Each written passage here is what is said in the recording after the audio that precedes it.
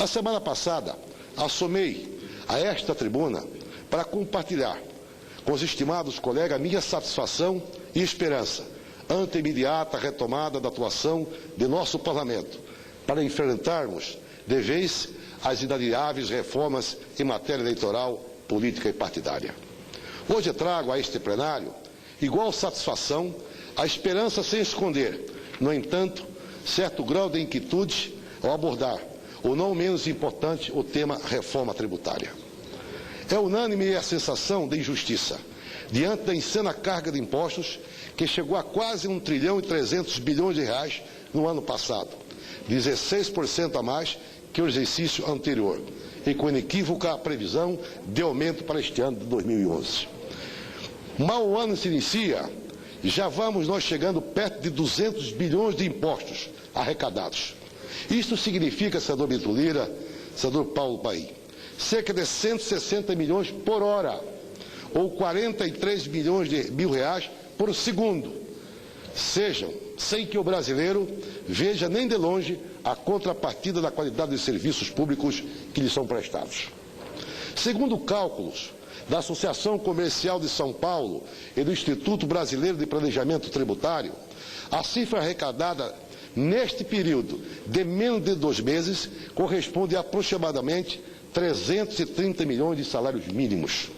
Já daria, por exemplo, para construir em torno de 8 milhões 200 mil casas populares, construir e equipar mais de 14 milhões de salas de aulas, contratar por ano mais de 14,5 milhões de professores ou 12 milhões de policiais. Ou ainda, daria para construir 2 milhões de quilômetros de rede de esgoto ou fornecer medicamentos para toda a população brasileira durante 75 meses. E as comparações estatísticas seguem por aí. Porém, meus caros pares, não estamos aqui para reforçar o tamanho do problema. Precisamos sim refletir sobre as alternativas de solução. Todos nós sabemos que uma verdadeira reforma tributária não se pode se fazer desassociada de uma revisão do Pacto Federativo. Na adequada repartição de receitas entre a União, os Estados e, sobretudo, os municípios, onde reside o sucesso de quaisquer tentativas que se venham fazer para aplacar a injustiça da situação fiscal em que vivemos. Vossa Excelência conhece bem, hoje, lamentavelmente, os municípios vivem em estado de miséria. Muitos, quase a maioria absoluta, vivem de repasse do FPE, que é bem aquém daquilo que deve ser repassado. Isso dificulta sobremaneira, tendo em vista que falta saúde, falta educação, falta políticas públicas que possam melhorar as condições de vida daquelas pessoas que residem nos municípios brasileiros. É ali que reside a população e é ali que reside a maioria dos problemas que certamente a sociedade tem que conviver no dia a dia. Cumpre-me termos em mente que investimento como educação, saneamento, por exemplo, a carga dos municípios, só terão de fato resultado na proporção em que os recursos públicos sejam distribuídos a estes entes, a partir dos parâmetros da eficiência que levem em conta, de forma prioritária, a relação entre custo por habitante e as demandas locais diferenciadas. Com similar empenho, precisamos rever a participação dos Estados na divisão do bolo tributário, assim como precisamos reavaliar eficácia e forma de execução dos atuais programas sociais, descentralizando-os nos diversos níveis de governo. Importantíssima é a desoneração dos impostos sobre o salário dos trabalhadores e sobre investimento produtivo em geral, particularmente quanto à exportação, no sentido de reduzirmos o custo do Brasil e dotarmos nossos produtos de verdadeira competitividade no mercado internacional. Com obstinado afinco e inabalável vontade política, temos de debelar este gigante opressor que vem solapando mais de 1/3 do nosso PIB. Este monstro que devora quase metade do que se produz em bens e serviços, que incide pesadamente entre 24% e 40% sobre a folha dos salários, que taxa desproporcionalmente as transações financeiras, a renda e a propriedade. Nossa nova Presidente da República, ao discursar neste Congresso, enfatizou a necessidade de se racionalizar, simplificar e modernizar o sistema tributário do Brasil. Sua Excelência destacou se preciso, ampliar a base de arrecadação e desonerar as atividades voltadas para o crescimento econômico. Será que a nova proposta, melhor dizendo, não sabemos ainda de que forma o governo pretende encaminhar a questão. É aí que surgem as maiores preocupações.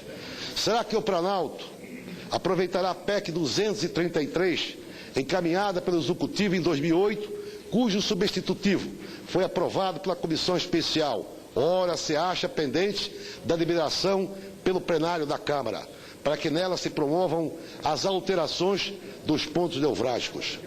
Será que a nova proposta deve restringir tão somente a desoneração de investimento, ou seria mais cômodo, sem contudo enfrentar as complexidades dos mecanismos de créditos tributários e a diversidade de alíquotas que alimentam a guerra fiscal?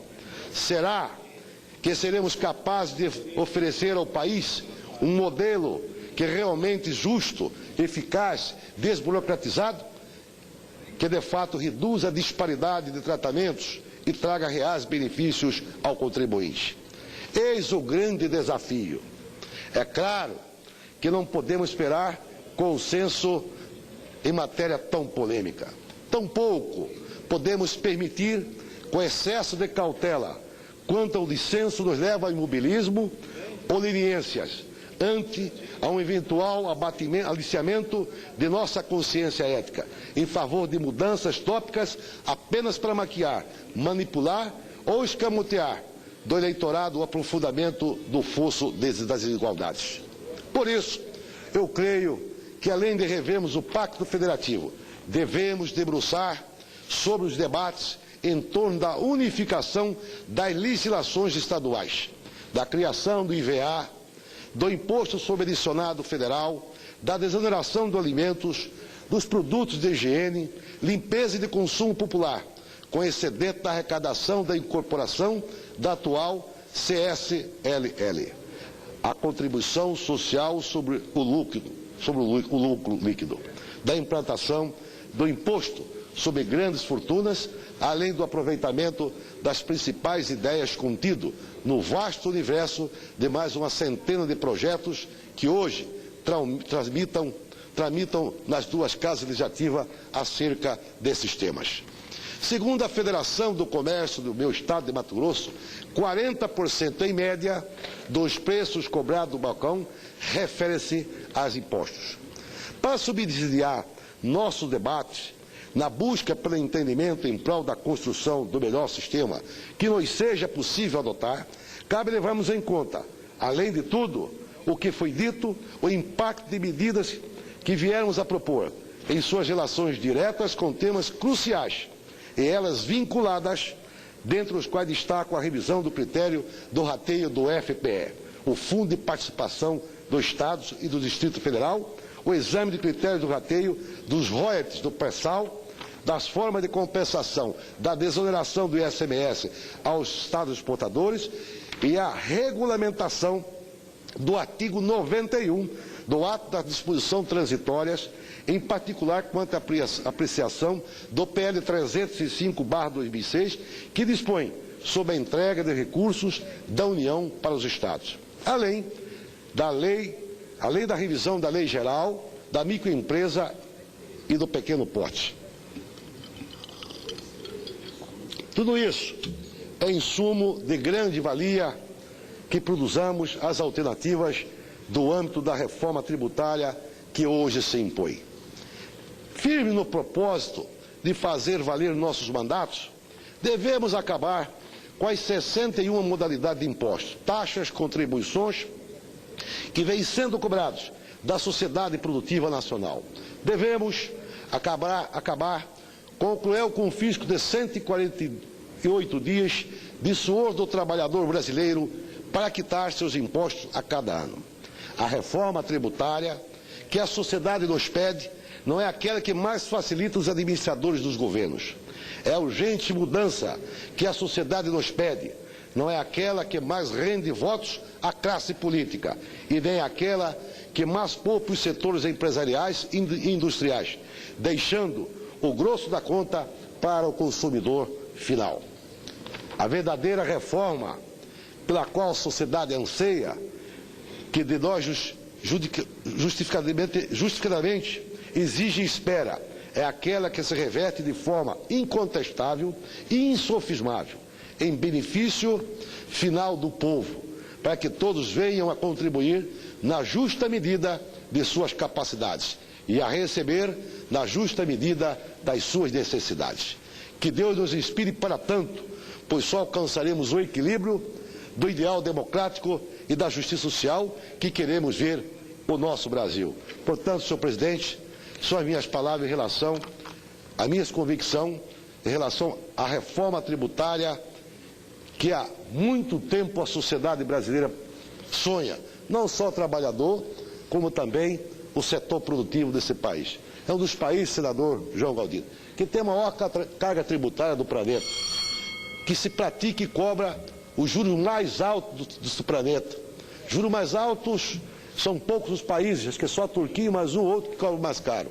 Quando você fala em imposto, são os países das Escandinávia, na medida que lá se oferece um serviço público de boa qualidade. E aqui no Brasil, os impostos, as taxas de contribuição são altas, todavia, nós temos hoje serviço de saúde pública de péssima qualidade, educação de péssima qualidade, segurança pública de péssima qualidade, pouco, quase nada, em termos de investimento no saneamento, ou seja, da distribuição de água, do esgotamento sanitário, e nós precisamos, com certeza, cobrar do governo uma melhor aplicação desse dinheiro e, sobretudo, desonerar aqueles que contribuem com a riqueza deste país. Muito obrigado, senhor presidente.